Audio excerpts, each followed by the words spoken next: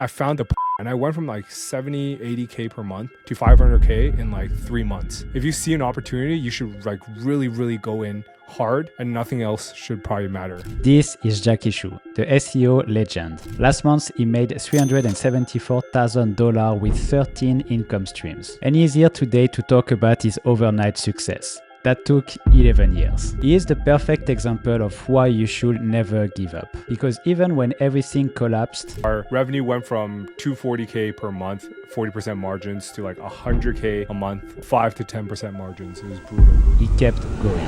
And while everyone else in SEO got destroyed by Google updates, he adapted. Tons of people were getting into the content site industry. All of them, I would say 99% of them are like completely destroyed right now. In this conversation, Jacky breaks down how to rank #1 in 10 days in ChatGPT, his exact Reddit playbook to promote any SaaS, how diversification saved him when others lost everything, and his 90-day plan to go from $0 to $10,000 a month. There's still a lot of money to be made in SEO. I'll give a couple of examples. So Jacky, you said I might be the perfect example of why you should never give up. Then you shared a post where you go from 2014 to 2025, going from $450 a month to $225,000 a month in 25. What was the biggest mental shift that happened between Jacky at $450 a month to Jacky nowadays? Oh, wow. Yeah, I think a lot changed in between. I think the most important part for me was like environment shift. So that was probably the biggest catalyst for me. So that's when I moved from Vancouver to Germany, Berlin, actually. I think getting out of your comfort zone really helps, especially with growth, and not just like monetization growth. I think it's like a lot of personal growth as well. I probably think that's the biggest one. We often talk about environment, and when I think about moving somewhere business-wise, it will be like San Francisco or maybe, I don't know, like South Asia. Why Berlin? I found my internship there. It's just way back when, I think 10 years ago, Berlin was like a bit of a startup hub. Less so now. Kind of dead or dying. Unlucky, but yeah, it was back then. There was just a lot of jobs, so decided to move there, see what happens, and yeah, the rest is history. So let's deep dive into your journey, because you shared all your steps from 2014 to 2025. And I would like the person who actually watched this video to understand what you went through. In 2014, you started Indexi. What did it look like back in the day? Because now it's something big, but when you started, what was the MVP on this service? Yeah, it was always an agency. But my first client was pretty much my buddy was working at Yellow Pages, which is like a directory site. I'm not sure if you know that. But he's like, hey, you've been reading a lot of posts from Black Hat World. Can't you do a bit of SEO on the side? I was like, yeah, I probably could figure it out. So he started getting me clients via Craigslist. And yeah, that buddy of mine went on to be like an amazing entrepreneur. And that was the start of Indexi as like an agency. So you were alone? Just getting clients on Craigslist. And you were alone at the beginning, like you didn't have a lot of employee, I guess? Yeah, everything. It was just like a one-man show, pretty much. And then it went from like 450 to 10K in 2017 to 55K a month in 2018. So it's like 4 years later.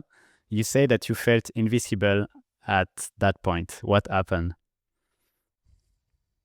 Oh, I think if you're in your early 20s in Berlin, it's with 50K a month, you're like on top of the world. I did all the partying, all the drugs.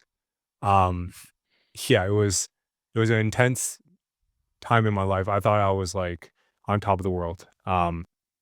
Pretty much during that time, every business venture like mooned of mine. So yeah, I felt unstoppable. But yeah, definitely got clapped a couple times throughout the years.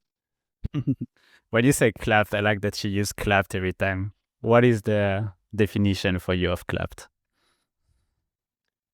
I think getting clapped is more like it's like getting hit down a notch or getting humbled a bit, you know?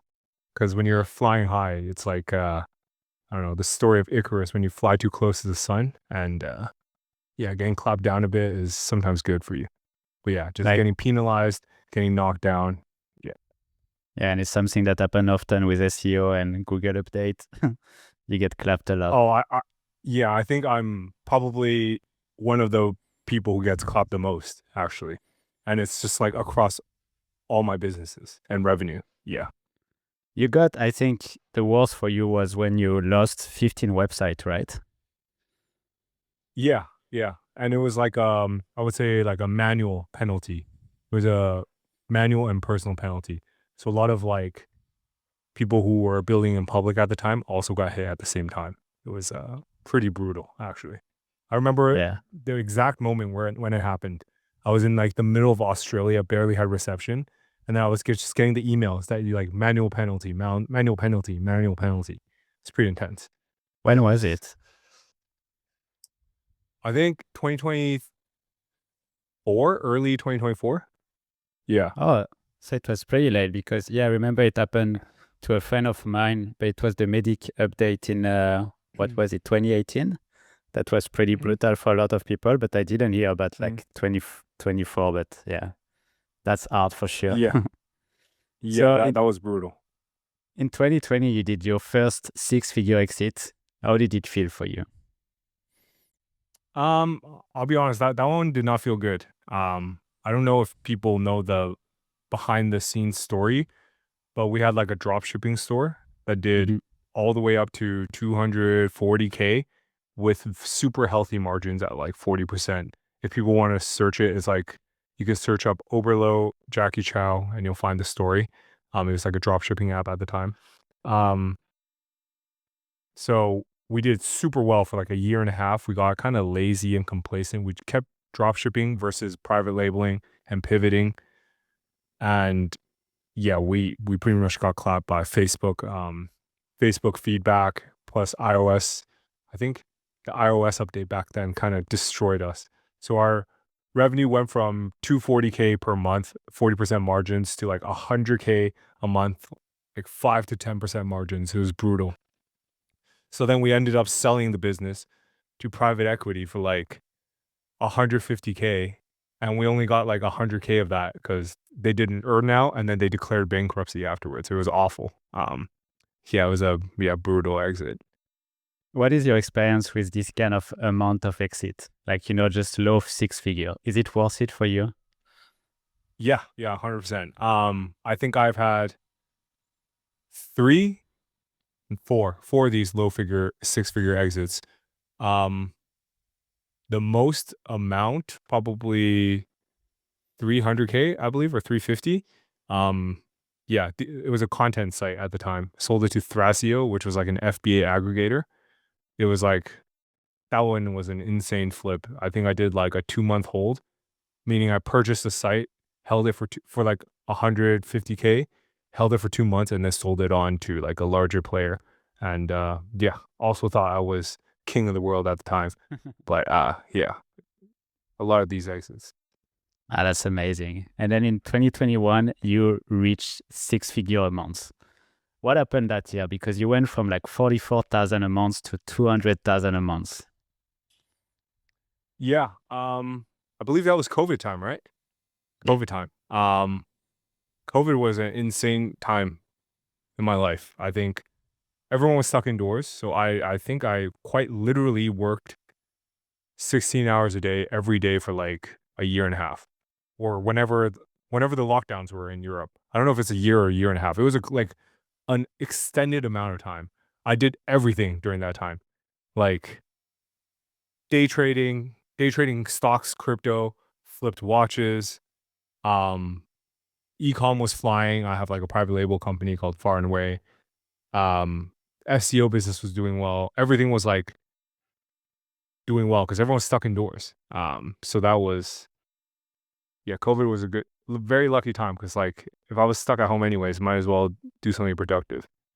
It's funny because we often say that you have to focus on one thing. And now that you diversified that year, you did insane amount of money. Do you think the luck came from only COVID, or you can do that again? I could probably do it again. I could probably do it again. It's yeah.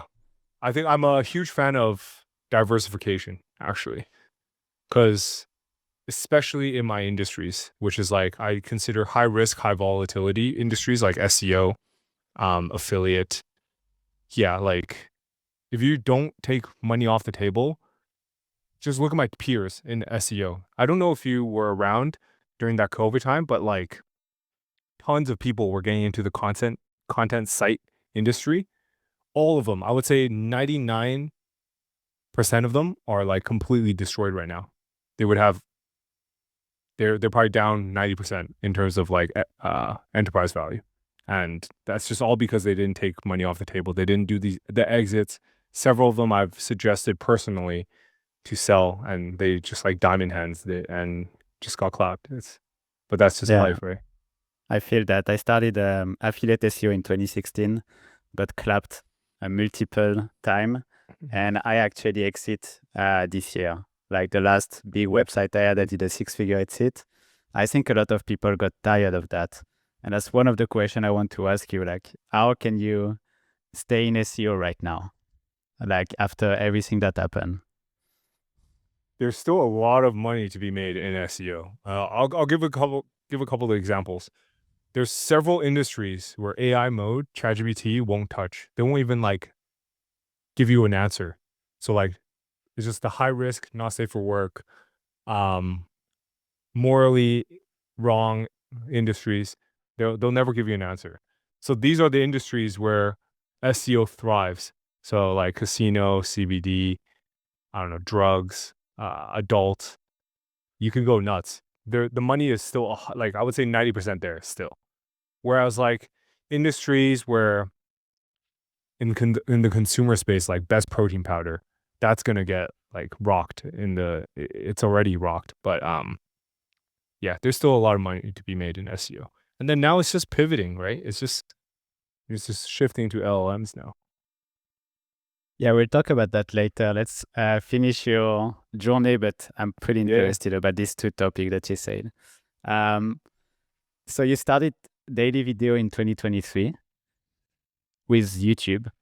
How long did it take for you to get traction at that time? Well, I think my first video did like 100 views, which is it's all right. But I already had like a bit of a following on X. So I wouldn't say like uh, if I said, "Oh yeah, I got traction right away," it wouldn't be accurate for people without an audience on X already. I think I had 20K followers at the time. Um, so it's not all from just organic or yeah. Yeah. And what was the purpose to start YouTube? Because you said that it became one of the best marketing channel for you. Oh yeah, 100%. Yeah, What the did you think? reason was I think at the time when I started doing the daily videos, the other people in the space were producing like very highly produced, very highly edited, quick cuts, those type of videos. So I decided to take it like way slower, not very edited, like Sam Sulek videos. I don't know if you know the bodybuilder. All he does is like he just leaves the video on for like 2 hours, and then you just go with him on the journey.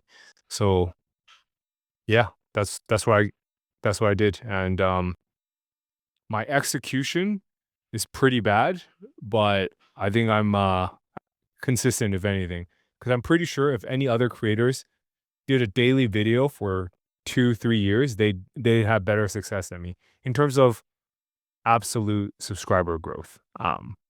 Yeah. And how was Jacky when you actually recorded your first video versus now?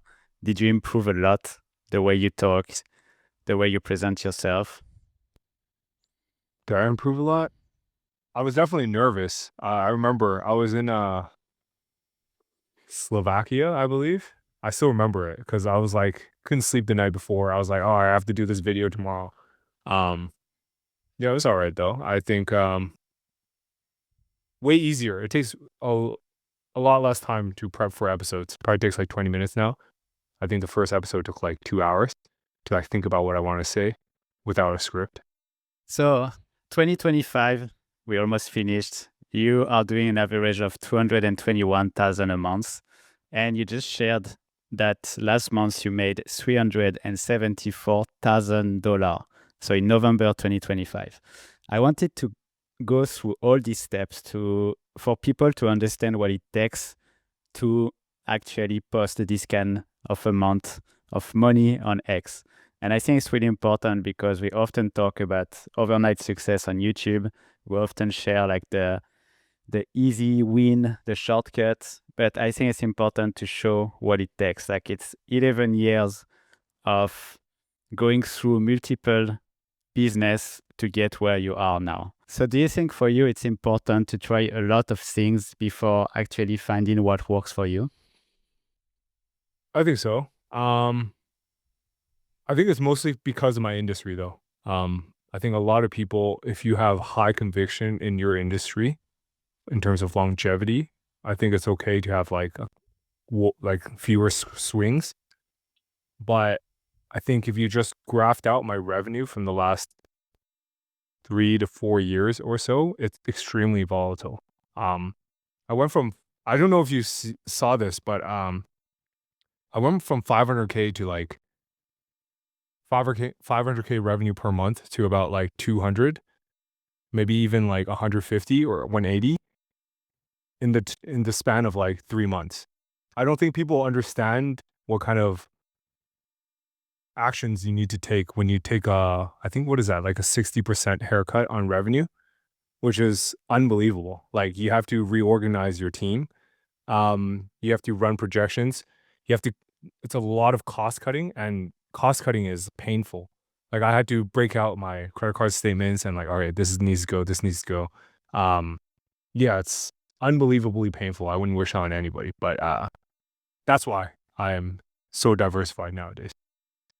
And what made you like keep going through all this year? Because like when you get this kind of hit, maybe sometimes you want to give up.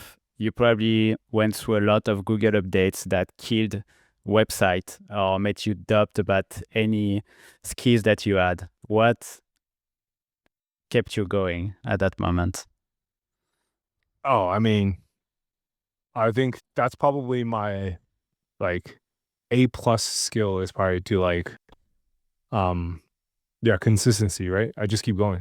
Doesn't matter. But that comes from like I don't know if you've played video games, but I played a lot of RuneScape growing up. There's no way like if you're a RuneScape player, I think I believe there's a super strong correlation with like RuneScape players and entrepreneurs. I swear to God, there is. Because it's like you're like eating glass every day for no reason. It's pretty much like for fun.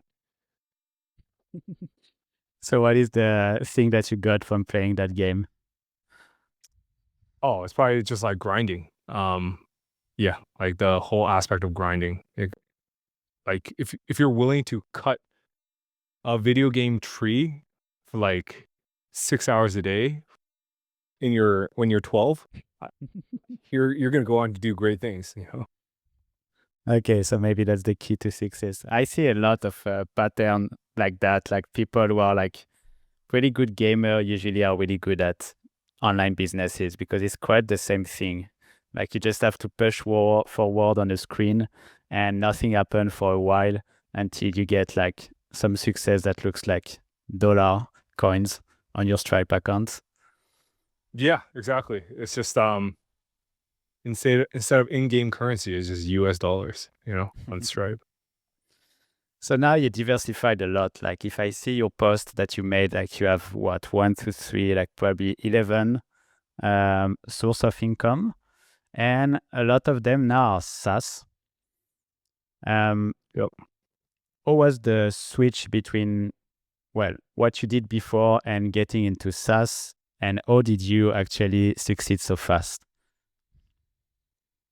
The pivot comes because of my daily videos, I knew there was like an issue with the local SEO software industry because I was creating videos about local SEO for like a year straight.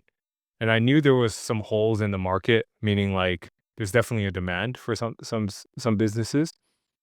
So with the emergence of Cursor, it was like the perfect storm where Cursor came out and my business partner, Peter, I don't know if you know him, Peter Wang on X, we decided to launch something similar and just popped off. And then now we're just launching SaaS companies nonstop, running the same playbook. And it's working well. But I think if you're taking a look at November revenue in particular, it's worth noting majority, like a lot of the revenue here didn't exist like a year ago. This is like new revenue. That software line item all came within the last 12 months. And so that was me pivoting from affiliate. And I think if I didn't have that, I'd be in like a rougher place in terms of revenue. You said you replicate a playbook that works. What is the playbook? The For the playbook SaaS? is, yeah, I think it's you enter, you have really in-depth knowledge about an industry, let's say local SEO or Reddit marketing or getting mentioned on LLMs. If you have a really strong, like deep understanding of something, then you'll understand like what issues you're having. And if you solve that with software, like 90% of the time, other people will have that issue as well. Especially if you talk about those issues, then you could just market to your viewers. And yeah, it's very important to be in the B2B space. Let's just say that. And if you're posting on YouTube. I think also something important is that you are in the B2B space, but you are selling something that you could sell yourself as a service because you did it before. Do you think this helped you to be able to sell the service 101 and then replicate that with a SaaS? Yeah, 1,000%. Mostly because I speak the language of agency owners, right? Because I'm an agency owner myself. So yeah, my average customer, like I just checked LTV on Indexy, which is like I sell backlinks and stuff as well. The LTV is like $1,000. Is that crazy? I checked it the other day. I like couldn't believe it. I was like, okay, yeah, that's probably why I'm able to make this amount of money through like these productized services. It's because LTV of agency owners are sky high, massive switching costs. There's no way they're switching after they come in, and they're the easiest customers to like keep happy. It's like it's like dealing with one person versus 50, you know? Yeah, it makes sense. I think like you're not the first one to say it, like everyone say go into B2B, but then I think, as I say, it's probably pretty hard if you don't have any knowledge that you can already sell to a company and then start with a B2B SaaS. And I think for you, that was like probably easier because of that. But you built this knowledge since 2014 and probably before, so it makes sense. Yeah, that's true. That's true. What is the biggest difference for you between a SaaS and an agency, like to manage it? Agency is like pretty painful to manage, but it's one of the easiest businesses to start and run, probably. So SaaS has way more issues in terms of it's like a never-ending feature list, if that makes sense. You always have like the biggest feature list, and you're always pushing your team every which way, and then they just have to prioritize based off of that. Whereas agency, you can just tell your team to do something and it'll get done. But margins at a software company is obviously infinitely better than an agency. So there's like pros and cons. And the last thing about your revenue is like you see Binance, OnlyFans, Mediavine, FanFuel. For people who don't know, like, can you explain a little bit more where this money come from? Like, of course, FanFuel is not your tool.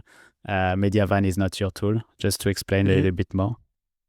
Yeah. So going through the list from the highest line item, Binance is just Binance affiliate. And how I did it was in 2017, before that beautiful golden bull run, I was able to outrank Binance for Binance as a keyword. So for like 3 months, we outranked them. And it's because they didn't have any title tags on their homepage. So it's just ridiculous. Yeah. So it's just like a small arbitrage that's still paying dividends till this day. So I'm not gonna hold my breath for it to like keep on going forever, but it's still good.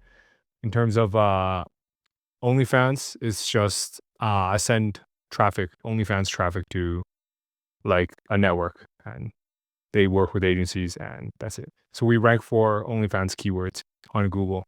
I don't like talking about that because every time I talk about it, there's so many new competitors joining. But it's okay. I don't mind because it's still in the revenue update anyways. Mediavine is just a display network. So what we do is back when like during the all-time high in terms of revenue, my main revenue source was something called like partnership SEO, which is where you like partner up with legacy media brands, like let's say like an old newspaper, and then you write affiliate articles on their blog. And then we split 50-50 revenue. So Mediavine revenue right now is like a residual from that. So meaning we still have partnerships that generate revenue. So that's where it's from. And FanFuel is just like an affiliate network. Yeah. I don't know why as well. reporting it so little. Yeah. I feel like for me, it's like the one who stays the most. I still have revenue from FanFuel and I don't understand where it comes from, but yeah, it's always a good one. Yeah. Yeah. Residuals are the best. If you had to keep only one out of all this list, what would it be? One? Where am I at in terms of net worth? Am I like starting today or like in the future? No, right now. Like if Right you now. could keep one, yeah, I will explain more the question. Like probably make a balance of like the easiest to take care of, the one with like the biggest upside, for example. So like if you keep one business that you could like push through the next few years, maybe. Probably Advise. I'm pretty bullish on Advise. It's like just like a community. That is by far the easiest, I would say, because it's just a place where I genuinely want to chat with people. I don't know if you've ever, you ran a community, right? Yeah, I had a course. So I did affiliate SEO like you did for years, and in 2021 actually I launched a course, and I agree with you. That's the best one. Dude, it's by far the best one. And every day I'm just chatting with other people who are like scheming like me. So you know how like I posted on X about, oh yeah, I got cited in 24 hours by ChatGPT. I was already like, I was talking with other people there. Like we're like coming up with ideas on how to game stuff. It's just a lot of like-minded people who come together, and it feels amazing because like they speak your language. But in everyday life, I'd never meet people like this because it's not just a normal software founder. It's not like a normal D2C entrepreneur, like who it's like a weird subsection of marketers. Yeah, and it's hard to find them. It's hard to find them. Amazing. And well, on the same question, if I had to start today, like which one should I pick in this list? No budget. Start one? Yeah. And where are you at in life? Like, I think net worth and age is like the most important. Those are the two parameters I always ask. So let's say like I'm just on Twitter. I have no I have no skills. I'm just starting. I have no network. I don't know anyone, and I just need to get to 10K a month. Oh, the agency, 100%. That's like Agency. You could probably do it. I swear, like, yeah, agency. Knowing what I know, I could probably get there pretty quick. Yeah, 10K per month. You just gotta do like a couple high ticket sales. Like I just do LLM agency right there. So I will shortcut to one of the questions I wanted to ask you later, but you said 100% 90% of people who stick to anything in 90 days will make 10K a month. So you say if you start from zero today, you will do an agency. What will be the 90 days of lock-in time? Oh yeah. Massive lock-in. Cold email every day, cold call every day. Like this is without fail. All right. No one's gonna do this. So it's gotta be like someone who's super hungry. So cold call every day, cold email every day, two shorts. So meaning 2 TikToks a day, 2 TikToks, 2 Instagram reels, and 1 long form video. And you have to post on X every single day. You're telling me in 90 days you're not gonna make any money? Like impossible. Unless the only big caveat is if you're based in like a third world country, that's rough. That's rough. Mostly because like accented, if you're cold calling people in the US, they're like hella racist. They're like no way they're gonna go close. But yeah, if you're in Canada, 100% you could do it. 100%. You just need an offer. Yeah, what would be the offer? Like, what kind of offer? High ticket, low ticket? High ticket, but no brainer offer. Meaning like 0 risk. So in the beginning, I do performance based, something like performance based. If you don't hit these parameters, you don't pay, stuff like that. And then you just try to do it, execute it yourself. Like legit work at McDonald's while you're so you can pay for the tools. And it wouldn't even take much. You probably pay for the tools with like 1 shift a week at McDonald's. So yeah. It's got to be high ticket though. It's got to be high ticket. Okay, so we'll do that for 90 days. And how long will it take to make 10K a month, you think? From 0 or from like my knowledge, you think? From 0. From 0? Probably be like, I think majority of people, average IQ, I'd say in 90 days, brute force, you could probably get to like mid 4 figures. You could definitely get to 10K a month if you're like, know what you're doing, if you're a bit smarter, you know? But the average person could probably replace their full-time salary, actually. Yeah. At least. Amazing. Well, I think with all this first part, you have everything you need to start making money online. And now let's go to something that I know a lot of people want to know, is like your SEO tips for founders. You got cited in 24 hours on ChatGPT and you rank number 1 in 10 days. If I have a SaaS, let's say a B2B SaaS, and I want to rank number 1 on any LLM, let's say ChatGPT, what is the 3 step that I have to follow in 2026? So if you have a software business, what I would do is you probably have software founder friends, right? Just get a bunch of indie hackers together, literally like 20 of you, and then you all write listicles, meaning like best XYZ keywords. So this wouldn't work in VPN because it's too niche, but let's just use VPN as an example. So if I have a VPN company, I have 19 other founders in other niches. If they can write best VPN 2026 on their blog and post it, put me at number 1, that's like a really, really positive signal to the LLMs, because it's like if you consistently show up at number 1, it's a positive signal, and you just need to be cited. And once you're consistently at number 1, then the LLMs are like, all right, this guy's obviously number 1. So the goal is 2026 is the year of the listicle. It's all you have to do. Does it matter the position of the listicle? Like, for example, if it's like 10 articles that are on page 5 of Google, will it work with the LLM ranking, or do I have to be on page 1 of Google? So if we're talking about AI mode on Google, you probably need some rankings, because they use that the Google ranking algo for that. Whereas for ChatGPT, it is very much the contrary. There's a majority of the sites have 0 traffic.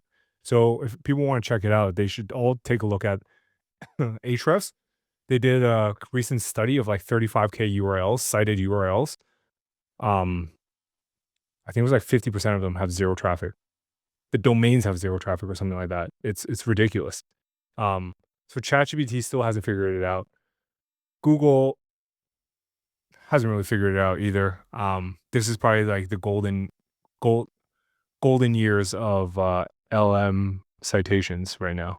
It's very easy to game. It looks like it. And do you think it's only blog, or should I also do YouTube video, like best VPN, and publish like 10 different on 10 different channel, the best VPN, and put mine on the top one? That would probably work for YouTube, or sorry, for Google, like for Gemini, for AI mode.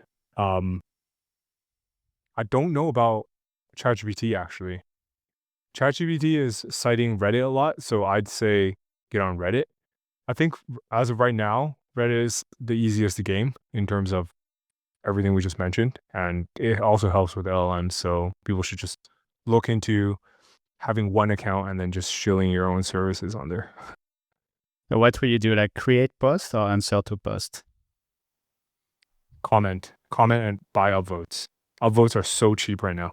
Like it's unbelievable. You can change the entire trajectory of a post just from upvotes because people on Reddit just like are a bit of like they're like more followers.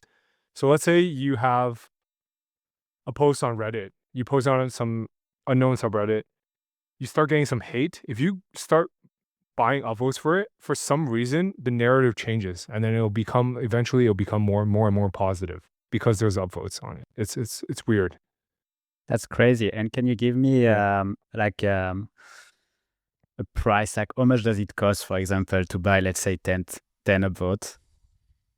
10 upvotes, probably like 10 cents. We sell them at like 1 cent, 10 1 cents. cent an upvote. Yeah. So where can I buy it? Oh, trackings.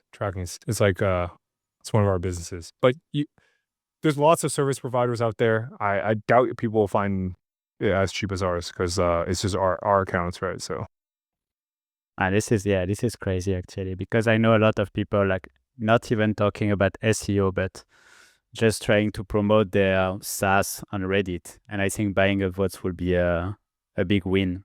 If let's say I launch yeah. a SaaS tomorrow, I want to publish in one of the subreddits for that. If I buy a vote, do you think it will change the directory straight away, the direction? I think so. But I think the SOP should go like find search your target keyword on Google. For example, best XYZ, best local rank tracker. 90% of the time Reddit is there. You find that go into that Reddit post, comment your brand, wait 2 weeks, buy upvotes, and then you're there. You're done. You'll start getting like traffic immediately.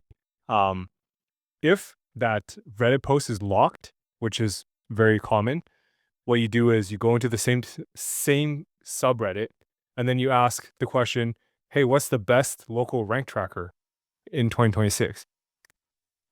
And then you like set your parameters. You don't even shill your own stuff yet. Then you buy like freaking 500 upvotes and it becomes like the most viral post on Reddit. And then it'll probably hit the front page of Reddit and you'll probably replace that Reddit post that was previously ranking with your own. And then you go in and edit it. It's like, hey, edit. Actually, I found local rank as the best local ranking software, stuff like that. And this is gold. It's amazing. Do you have any other tips like that outside of Reddit, maybe? Um, Outside Reddit, yeah, I think it, Google rankings right now is very simple because there's a couple things that are going on right now. Google uses Chrome data. So with that knowledge, you should be able to go like absolutely nuts already. So if you have a post that's ranking anywhere from like positions 5 to 20, and then you just blast a ton of traffic, like real human traffic. So if I'm the richest person on earth, I would buy like 50K hits on that page from Facebook. And that will be enough to rank that page. And a lot of people don't know that. And it's purely because of Google Chrome signals. And yeah, there's like a lot of manipulation going on in that space right now. Yeah, they often say that like also the power of a backlink to your page is often the traffic that this page brings to your page. Like it helps. Like there is like the power of the backlink plus the traffic that you send. But this is more constant. If you buy traffic to this page and you stop paying for the traffic, will your page tank straight away or will it stays with It this depends ranking? on like the click-through rate on your page. So let's say you're like position 3 and it's because you sent a lot of traffic to that page for months and then you pull the traffic overnight.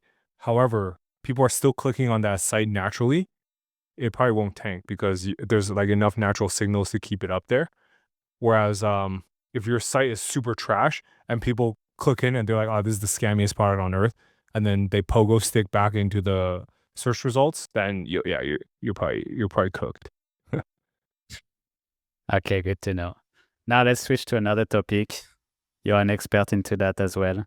And I told you before this conversation that I was talking to a friend and he was like, yeah, I want to know more about local SEO. Like if I want to rank in a specific location in 2026, like what should I do? If we're speaking purely Google Maps, majority is like user signals nowadays. So for example, the biggest, if someone can solve this, if you're someone in your audience can solve this, I would love to work on them with this. Okay. If you're able to get a bunch of people in your city to manually, like legitimately, not bots, okay, legitimately walk or drive over to your Google location on a daily basis, you could be number one in no time. So think about user signals like that. Think about user signals like Google reviews. These are probably the top 2. And then number 3 will be like citations, meaning getting listed on directories, which is pretty much like a link building strategy. So number 1, I'd say would be user signals like Google reviews and driving directions. Number 2 would probably be like citations. And then everything else would be like 3, 4, 5, 6. So on the With first, these 2, yeah. on With the these 2, first you'll be point, number 1. hmm, um, do I have to beat my competitor with like the number of people who drive to my place? That's kind of the game. Like let's say I have like this butcher that have like 1,000 customers who come every day. If my butcher store, like butchery, I don't know the name, Mhm. gets 1,100 visits a day, then I will rank higher. That's what you mean? I think it's like a combination of different signals, and different ones have different weightings. Um, I think driving direction is one of them. Click through rate is also another. So these are just all user signals, right? And they have all different weightings. But I think if you are able to one for one, 2 identical listings, total number of reviews is the same. I think if it's like one has 150 people walking to it every day and the other one has 50, then the 150 will rank higher. That's only if like Interesting. all else is consistent. Yeah, I think the only idea I have for this driving people will be to order a lot of Uber every single day. Yeah, The so that would life. fully work. Yeah. Let me give you an idea of like what competitors are or what other people are doing in the industry. They're partnering up with like mobile app companies, like gaming apps, like the world's largest gaming apps. Think like Candy Crush levels, okay? And then they would have users in Vancouver, right? So they're like, oh, do you want like 1,000 in-game currency? All you have to do is walk to Indexy down the street from you, and I'll give you 1,000 in-game currency. So that's what people are doing. They're doing it with like running apps. They're doing it with like gaming apps. I don't have the technical know-how to like crack something like this. But if anyone can figure this out, easy. Like this is like 8-figure business. if you can make people in your area take a certain action, using like mobile app company, mobile apps, yeah, it's like 8 figures easily. That's maybe what the Pokemon app did actually. You remember when you had to go? Pokemon Go, yeah, Yeah. Maybe that was the business model behind it, and we just don't might know it. be, yeah. Crazy. I know you gave also amazing tips not long ago about CRO for SaaS, and you talk about VSL. I was talking to a few founder that don't really know what is a VSL and what is the benefits to have one on your page. Can you just talk a little bit more about it and what are the numbers from a VSL? So I think VSLs, I don't know why, but specifically work towards like North American people. Mhm. I think it's just like a very might be like a cultural thing, because I don't even think Canadian companies do that. It's like very American centric as well. So, but that's our main business, Americans, right? So we A/B tested it with and without VSL. And what VSL is just me sitting in front of here, selling you my product and showing you my product and what it does and how it can like benefit you. That's it. Um, 2 minutes. That's all you need. I thought it was the scammiest thing. I thought this was like some ClickFunnels stuff. VSL is like, who would be watching that? But having it helps. So we have it. I'm not a fan either. I hate it. What does it look like? Like, is it like one page with one video and one click to action? Or is it only on your Oh, landing page? yeah. For me, it's more like I put it not in the center, because I think if it's just a VSL, it's kind of gross. Like VSL call to action. It's more like headline, and then like you kind of see the top of a VSL, and then people can see it if they want to. But the thing is, I think the stats behind a VSL is crazy. It's like if they view like 90% of the VSL, then their conversion rate goes up to like 60% or something like that. I have to pull the numbers, but it's like something stupid. So in that VSL, you have to be like the sleaziest salesman. Any tips on that? Like the framework you use? Like, I don't know, hook, Oh, pain points. I just use ChatGPT to write my script. I don't even think Easy. anymore. Everything just goes through ChatGPT. Any big mistakes you see like SaaS founder or app founder do on their homepage that stop them to convert? SaaS, less so. Um, because everyone's copying each other, right? In terms of like Yeah. SaaS landing pages, they're pretty good. There's a reason why certain pages convert well. It's because it just works. So I'd just copy someone who's doing a lot of revenue and just go from there. The one person I wouldn't copy is Peter Levels, because I don't think his is perfectly optimized, but people purchase it anyways because he's like a god, right? He's like the indie hacker god, so people will purchase it no matter what.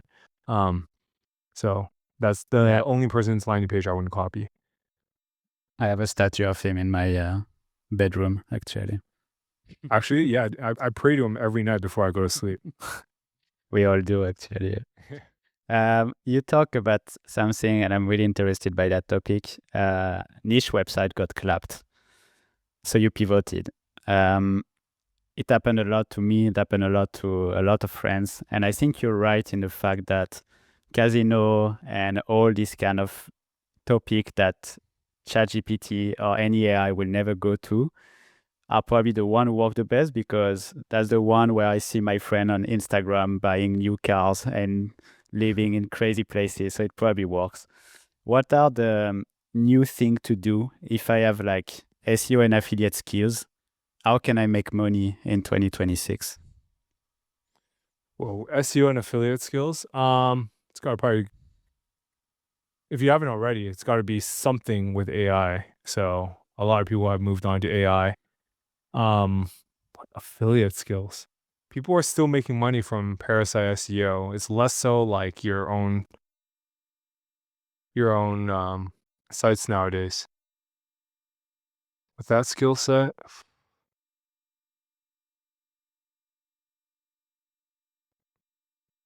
I don't know actually.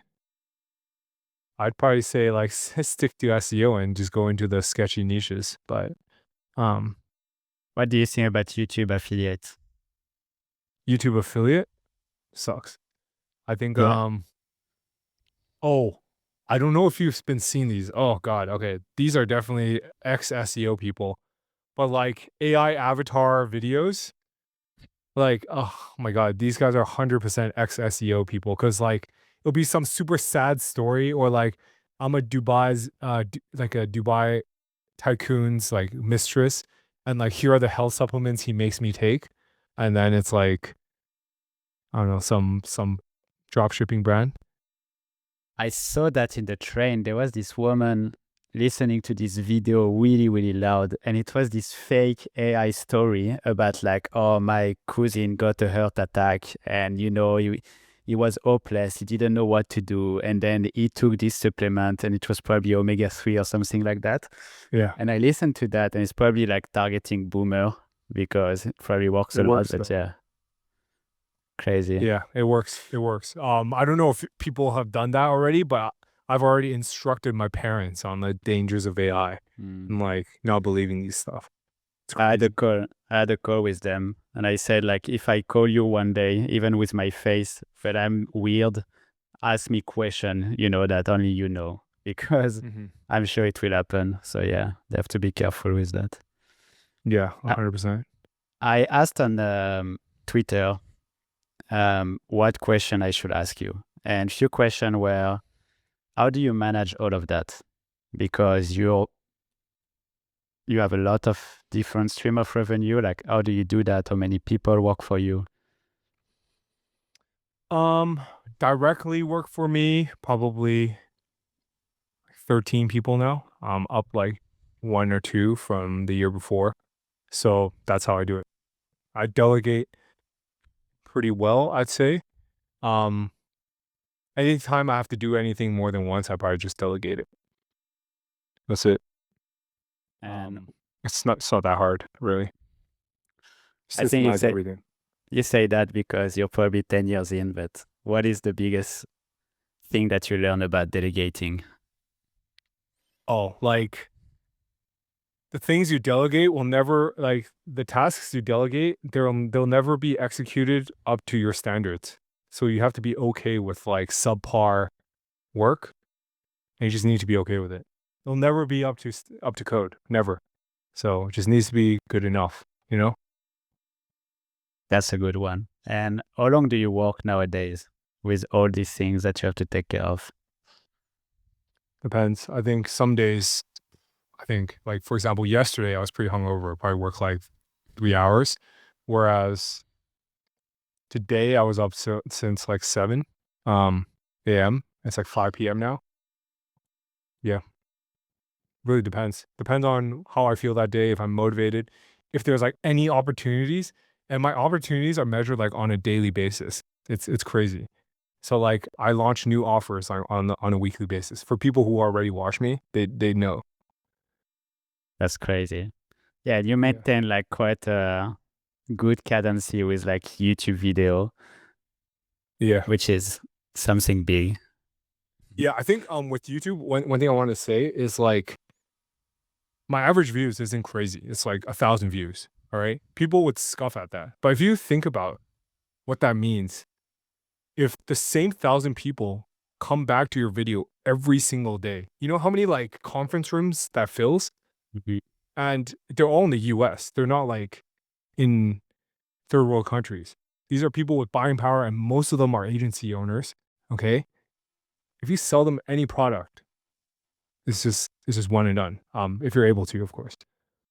I totally agree. Like, let's compare you and Pat Walls from Starter Story. I feel like, if I go to Starter Story to see other people's stories and pretty short, get my eat and like just get the information, while people who come from you for you, they come for you because they will get this long video with you taking your creatine at the beginning. Like, they are here for you. There is no hook. There is no like big thing that keep them in the video. So I think this is way more valuable than just going viral. Yeah, I think so too. I think so too. But shout out to Pat Walls. Yeah, well, he's doing a great job for sure. What is so you went from $450 a month to like, almost 400,000 now. What is the biggest bullshit about entrepreneurship that people say and it's not true? Oh, that's like passive income, I'd say. Yeah? That's nothing passive about this. Yeah, it's pretty painful. It's like, I think Peter Levels mentions this, like, you have to know when to sprint like really hard. So if there's an opportunity, yeah. So I don't know if I can plug, but like if you see my revenue chart from I've been graphing it for the last 3 years. There's a time when I was like pretty suffering. It was like 75K per month. That was down from a high of like 200K. And then I found the partnership SEO, and I went from like 80K per month to 500K in like 3 months. So it's like, if you see an opportunity, you should like really, really go in hard, and nothing else should probably matter during that time frame. Yeah, I agree on that. It's a really good one. And a last question. How do you feel now about, making this amount of money? Like, what is your feeling every day? Do you feel like you made it? Do you feel like it's enough? Do you feel that you can relax? Yes, but then I don't know about where you're from, but in Vancouver, houses are like $3 million starting. I don't know if I can fully relax, you know what I mean? Yeah. But yeah, I think to the listeners, just know that number is gross revenue. So my net at the end of the day is probably like 40% of that. And then my take home after taxes is less than that. So while it's still amazing and it's still like more than 99% of people in Canada, it's like, it's not as great as it makes it sound. So I've been doing this for 10 years, and my net worth's like only like 10 million. It's not like, oh, I'm like gonna go buy a yacht or something, you know? That's still huge. I feel like Yeah. you easily get used to the level you are in. And I think that's what you have now. But like what you accomplish is still pretty huge. Yeah, that's true. But I think I do a pretty good job of not like burning the cash. So yeah, we live pretty humbly in terms of our tax bracket. Do you have any advice to someone who watched this video, want to start, or right now already started for like a few years but still struggling, is not at your level? Do you have anything to say? Yeah, I think start posting videos. Doesn't matter what kind. Like just do it. Video is like the way. My buddy who I met online told me to do it 3 years ago. It by far is the biggest lever. Because when I launched my software company, Local Rank, we did 20K out the gate, right? 90% of that revenue came from YouTube.